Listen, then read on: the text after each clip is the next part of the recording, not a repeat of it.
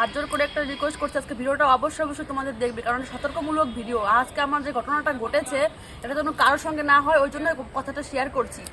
তো আছি এর মধ্যে একটা মাসির ছেলে আমার বাড়ির সামনেতে যাচ্ছিল, তো আমার মা ওকে ডাক দিয়েছিল যে বাবা আয় ঘুরে যা আমাদের বাড়ি থেকে। তো আসলো, এসে কি করলো, আমি দাঁড়িয়েছি, আমার মা দাঁড়িয়েছে, আমার বর একটু ওয়াশরুমে গেল এর মধ্যে। তো আমাকে আর কি করে এখানে ঠিক এই জায়গাটাতে একটা জোরে ঘুষি মেরে, বন্ধুরা আমাকে আবার জোরে একটা ঘুষি মারলো, এইভাবে ঘুষিটা মেরেছিল। তো তখন ব্যথা হয়েছিল, ওকে বললাম, ও এরকে তারকে হেসে দিল, আর আমিও কিছু সেরকম বলতে পারলাম না, ও চলে গেল। তারপর 1 ঘন্টা পর থেকে আমার ভীষণই ব্যথা, যেটা সহ্য করা যায় না। তারপরে আমি বাড়ির পাশে একটা দোকান থেকে ওষুধ কিনে খেলাম। তারপরে ঠিক 3 দিন পরে আমার আবারও ব্যথা উঠলো। ব্যথা ওঠার পরে আমি কি করব বুঝতে পারছি না। তাই এরকম করে জামা কাপড় কাচতাম বা কি ঘর মুছতাম, তখনই কি হতো, ব্যথাটা বেড়ে যায়, আমার বরই করতো কাজটা।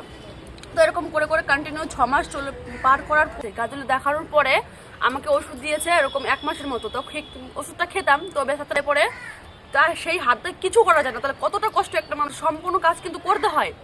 তো তারপরে কি করলাম, মালদা সোনাস্কানে আসলাম।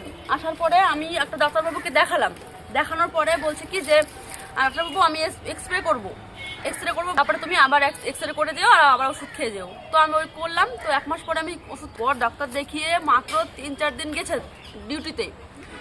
আমিও রাত দিন কান্না করছি। তখন দাদাটাকে বললাম ফোন করে যে দাদা এরকম, আমার মা বললো ফোন করে যে ব্যথা উঠেছে, তোর বোনের এরকম মেরেছিস তুই আর কি করে, এরকম ব্যথা উঠেছে। ও বলছে যে আমি অতটা জোরে মারি নাকি বোনকে, নাহলে এরকম লাগে নাকি। ও কিন্তু আমাকে জোরেই মেরেছিল, ও না স্বীকার করে দিচ্ছে অলরেডি।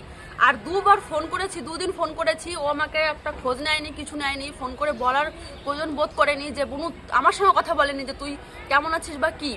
তো আমি আজকে মালদা আসলাম জন্য এক্সরে। তো বন্ধুরা আমি এক্সরেটা করে নিলাম। তো আজকে রিপোর্টটা নেব, সন্ধ্যাবেলায় দেবে, বিকাল 6টার সময় রিপোর্টটা দেবে।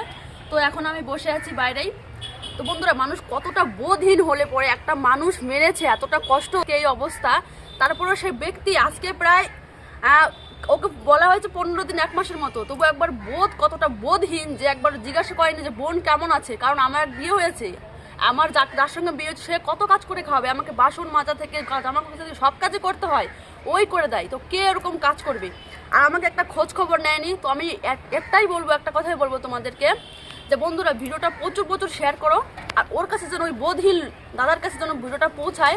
আমি একটু এতটাই কষ্ট হচ্ছে যে আমি কাজ পারি না, খেতে পারি না পর্যন্ত। তো বোধহীন লোকের কাছে যেন ভিডিওটা পৌঁছায়, তোমরা ভীষণ শেয়ার করো ভিডিওটা। আর কিছু বলার নেই, ভীষণ কষ্টে আছি বন্ধুরা, বাই।